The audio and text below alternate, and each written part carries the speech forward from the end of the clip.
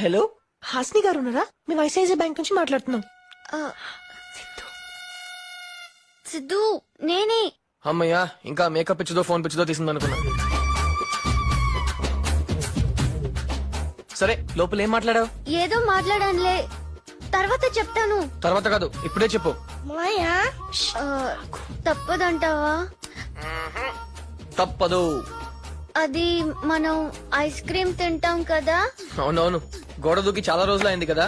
ఇప్పుడు కొంచెం కష్టమే గానీ మళ్ళీ ట్రై చేద్దాంలే. సరే, ఆ చేపల్ని ఏం చెప్పి పడేసావు? నువ్వు మంచోడి అంటున్నారు సిద్ధు. ఇంట్లో మనం ఇచ్చే బిల్డప్ అలాంటిదిలే. అయినా బావిలో ఉన్న కప్పలకి బయట లైఫ్ గురించి ఏం తెలుస్తుంది చెప్పు?